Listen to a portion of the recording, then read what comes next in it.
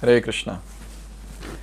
So Arjuna has requested a very, very wonderful request that remove this universal form and please manifest your beautiful four-handed form.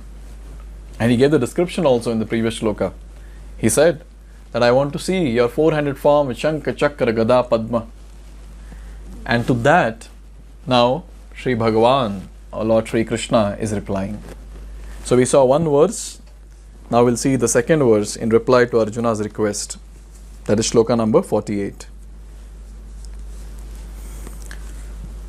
Na veda yajna dhyayanair na danair na cha kriyabhir na tapobhir ugrahi evam rupaha shakya aham driloke drashtum tvad anyena kuru pravira. So here Krishna is saying that tvad anyena kuru pravira, oh best of the Kurus, kuru pravira, tvad anyena, that no one has seen this universal form before you. And then he says, na veda yajna adhyayanaihi. So now he's listing a lot of different things which people do. And he is saying, by doing all this, you cannot actually see the universal form. What are the different things in the list? Na veda yajna. By studying the Vedas, especially for performing the sacrifices. And adhyayanaihi. This is especially for studying the Vedic literatures, Vedic scriptures. Na danaihi. By giving charity. Nacha kriyadbhir. By doing pious activities, different pious activities. And na tapobhir ugrahi. By doing severe austerities. Evam rupaha shakya aham triloke drashtum. So he is saying that by doing all this, one cannot see me in this form, in this universal form, in this mortal world, Triloke. So he has made it very clear. So what are the different things? First, the study of those scriptures which talk about sacrifices. Second, adhyayanahi, that study of Vedic literatures. Third, danahi, that is charity. Fourth, kriyadbhir, that is pious activities. And fifth, tapobhir, ugrahi, that is severe, serious austerities, penances. By doing these different activities, he is telling, oh Arjuna, people cannot see me. And then he is emphasizing, but you are able to see that. So there are many things that we can discuss here, and a very wonderful purport also Srila Prabhupada has given. So here, this repetition of few set of words which Krishna is doing, again and again he is saying that apart from you, no one has seen this form. So he is emphasizing that you are the only one who has seen this form. You are so fortunate. Why do you want to see a normal four-handed or two-handed form? So this is one emphasis that Krishna is giving here. And also another thing, there is na that is used. How many times?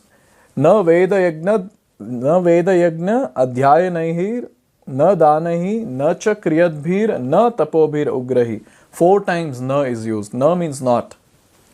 And this na is actually emphasizing on the impossibility of others to get this divine darshan of the universal form. And especially who? Especially people on this planet, Triloke. Human beings cannot see. Human beings cannot see.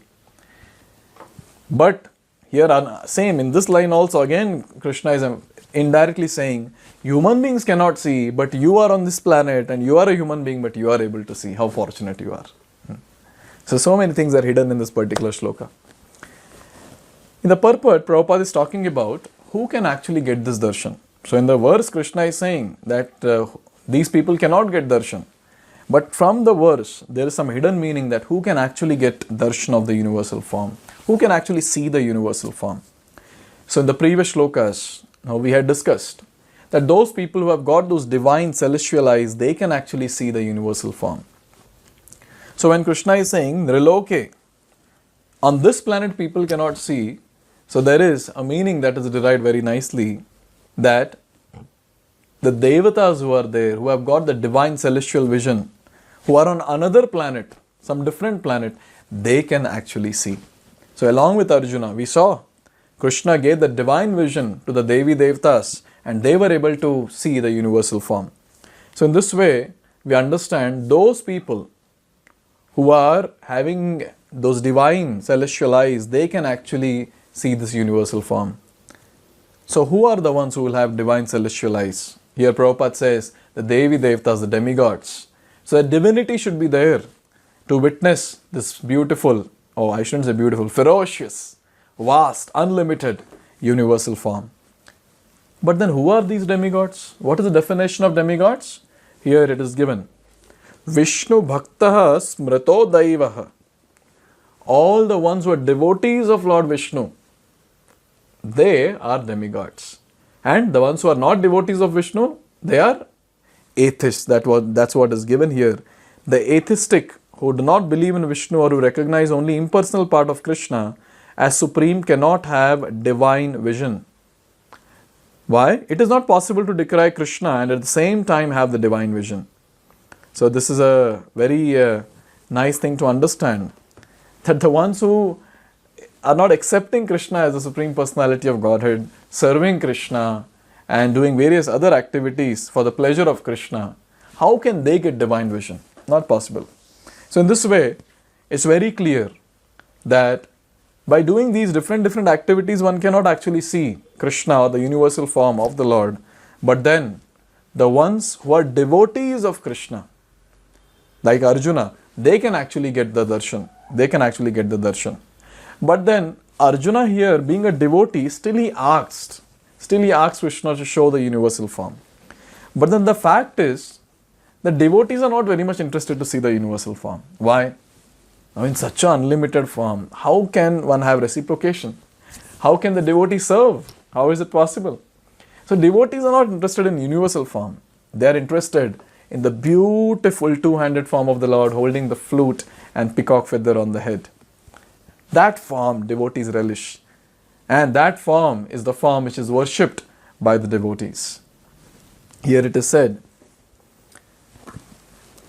that there are different significant words, like for example, first one, Veda Yagna Dhyayanehi, which refers to studying Vedic literature and the subject matter of sacrificial regulation. So, when we say Veda, here there is a word Veda, it refers to all the Vedic literatures. Like for example, few to name, the 4 Vedas, as all of us know, Rig Veda, Yajur Veda, Sama Veda and Atharva Veda, and then 18 Puranas, and principal 108 Upanishads, Vedanta Sutra. So these are the different, when we say Vedas, we are talking about Vedic literature and these are the different things which are included. So one can study these at home or anywhere else. Similarly, there are sutras, Kalpa Sutra, Mimamsa Sutras, for studying the method of sacrifice. So these are different sutras which are giving the information of the procedure of the sacrifices. And then we have the next one, Danahi, that is charity. Now charity also, it's not about just giving charity to someone. There are lots of conditions for giving charity. The charity should be given to a qualified person, at a very holy place, at a very suitable time, in a very pure state. So in this way, a charity should be given. It's not that we just give charity and we think that, oh, okay, I've done a very great job. No. In fact, we'll have a detailed discussion about charity in mode of goodness, passion and ignorance, mostly in the 17th chapter. So there we will see that there are 3 categories of giving charity and what are the returns which the person gets. That also we'll see there. So here it is very clearly given that the ones who are engaged in transcendental loving service of the Lord, that is Brahmanas and Vaishnavas, they are actually the qualified people who should be given charity. Now these pious activities refers to Agni Hotra and the prescribed duties of different castes. So now this Agni Hotra sacrifice and other sacrifices are very nicely mentioned in the Vedic literatures. But we very clearly understand when it comes to sacrifices, or any pious activities. In this age of Kali, it's very difficult to do any of it. There's purity that is missing. So where is the question of doing these sacrifices? Voluntary acceptance of some bodily pains is called tapasya. So whenever we accept some voluntary bodily pains, like for example fasting, so that's tapasya. Obviously, the activities that we are discussing here in this context is on the material side. So when we say what we do as devotees, fasting on Ekadashis, fasting on various other appearance days of different incarnations of the Lord and different acharyas, so that is on the spiritual side. So that is done for giving pleasure to the Lord. But here tapasya is done to get something from the Lord. So that's the difference between tapasya on the material side and tapasya on the spiritual side. So here it is given, so one can perform all these, can accept bodily penance, give charity, study the Vedas, etc. But unless he is a devotee like Arjun, it is not possible to see that universal vision. So we might be doing all these Herculean tasks, but then if a person is not a devotee of Krishna, he cannot see the universal form. Not possible at all. And finally, it is said, those who are impersonalists are also imagining that they are seeing the universal form of Lord, but the Bhagavad Gita, we understand that the impersonalists are not devotees, therefore they are unable to see the universal form of the Lord. So people might say, oh, I'm seeing it. But then we can go and say, you're not a devotee. A devotee can see, others cannot. That a devotee gets the privilege to take darshan of the Lord by the mercy of the Lord. Lord awards them the divine vision, like Krishna awarded the divine vision to Arjuna here in this chapter. In the initial verses we saw that. So in this way, here it is very much clear that who can actually get the darshan of the universal form. Those who are devotees of Krishna, not the ones who are doing various Herculean tasks on the material platform. So here, one greed that should come to all of us. Obviously, devotees are not interested to see universal form, but at least to take darshan of Krishna, we should have greed. And with that greed, we should practice devotional service.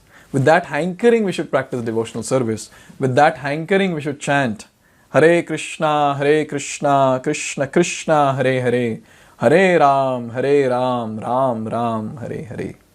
So when we do that with hankering, yes, like Krishna satisfied Arjuna by showing different wonderful forms, Krishna will also satisfy all of us. Now here, after saying this, now Krishna is going to display his very beautiful form. The four-handed form and the two-handed form. So let's see that in the future verses. Hare Krishna. Hare Krishna, Krishna